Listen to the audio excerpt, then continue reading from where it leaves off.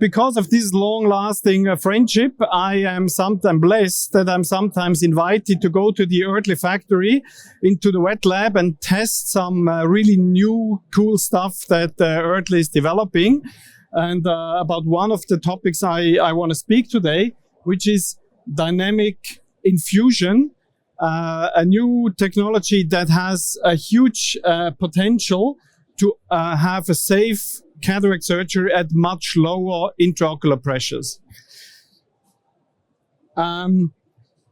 Speaking about intraocular pressure during phacoemulsification, we basically want the pressure to be as high as needed, but as low as possible, because high IOP and fluctuations of IOP lead to more inflammation, more corneal edema, more cell loss, more flares and cell on day one, which has been shown in various studies very well that are referenced here. So the goal is to have the pressure as low as possible, but as high as needed. The question is, how high is needed? And it's simple. You need a stable anterior chamber. The problem is that the pressure needed to maintain a stable anterior chamber depends on surgical technique, on the experience of the surgeon, the age of the patient, the refraction of the eye, the anterior chamber depth, and then other problems of the eye like pseudoxylation. If the zonules are weak, the whole anterior chamber will be deeper, and so on. So there is no fixed rule what is the optimal pressure. Hi, Bola. So my personal choice is actually I adjust the bottle height in every surgery. And you see a high-speed video of one of my surgeries, and the bottle is jumping up and down all the time, and it's even sometimes touching the ceiling.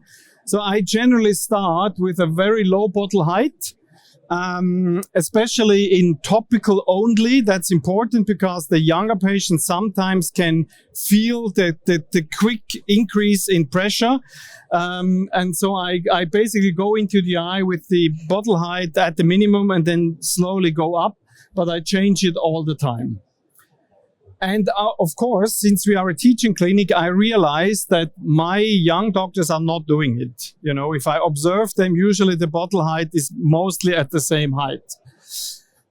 And so this is the problem that Dynamic Infusion is trying to solve. And the concept is that, before Dynamic Infusion, in a normal standard platform, the infusion pressure is the bottle height, and it just has to be so high that even if you start aspiration and the pressure drops, you will not go to a low level where the anterior chamber becomes unstable, right? So that means that if the settings are correct, you have an IOP level which is always above the stability level, which of course depends on the anatomy of the eye. And you see in the first graph, it's just right.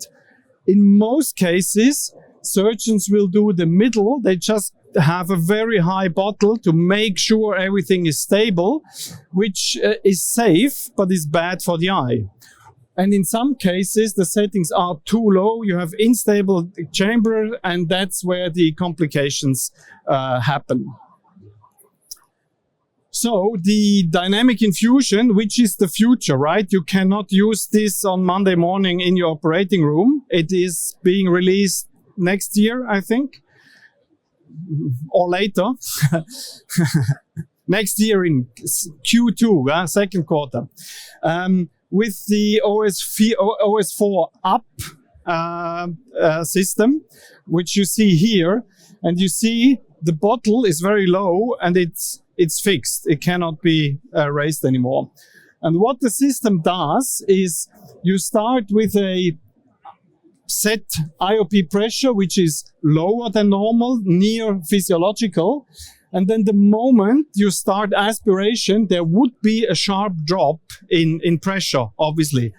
And the machine measures the speed of the peristaltic pump And then based on the diameter of the tubing, the length of the tubing, and the instruments used, it knows exactly how much pressure to add to the bottle. So it pumps air into the bottle to increase the influx pressure. And so that's the yellow line. You know, the black line is what would happen. And then immediately the machine counteracts, leveling out the resulting pressure to this low but stable and near physiological pressure.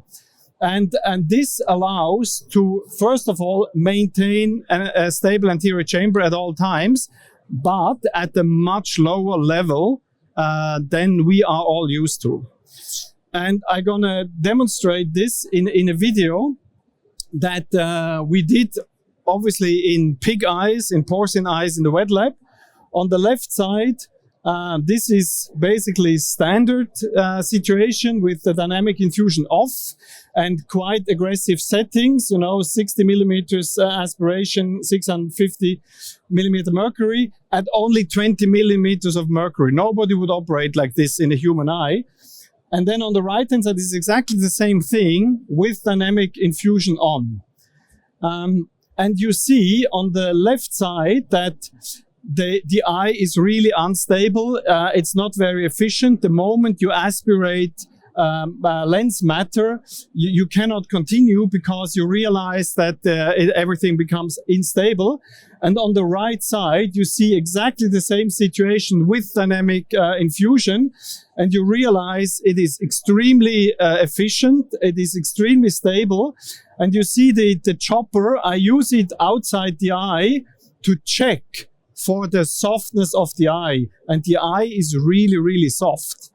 And it's actually, there is a little bit of learning curve associated with this.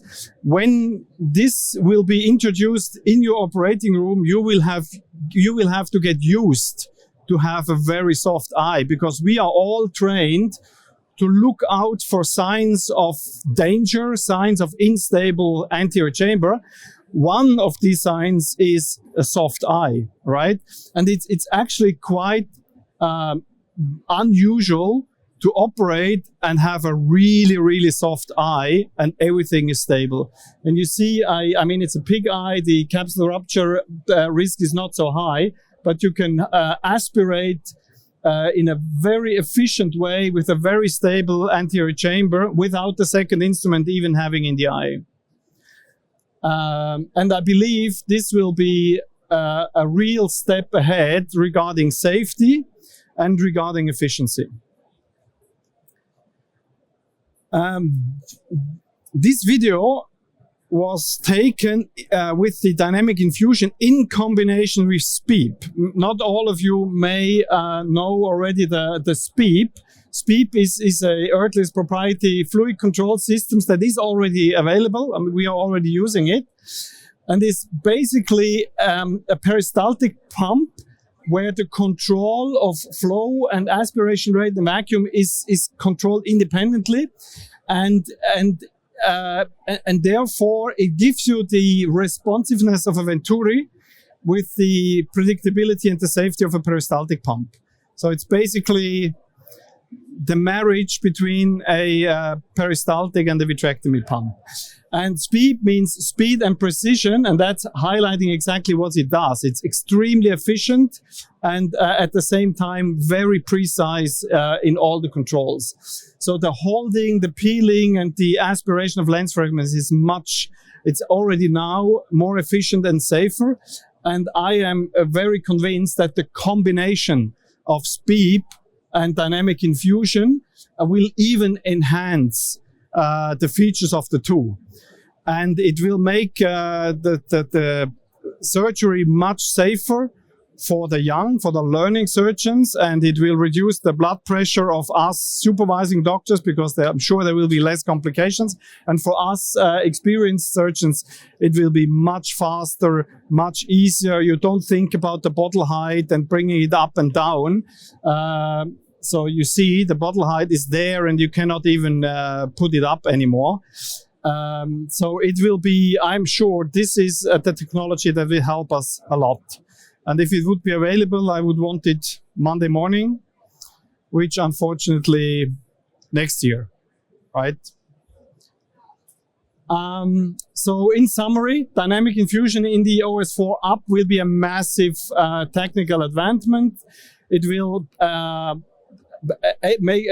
enable you to really operate at 20 or 22, 24 millimeter mercury and still have an extremely safe and stable situation. And it would help the learning surgeons as well as the experienced to have better results, less flare and cells on day one. And the combination with SPEEP will even boost the efficacy of the whole system. It's actually quite impressive in the wet lab. You should try it, but you have to get used to a soft eye is going to be the new normal in the operating room, which is not at the time being. So thank you very much, Oertli, for giving me the opportunity to test it. I'm really looking out next year to have it.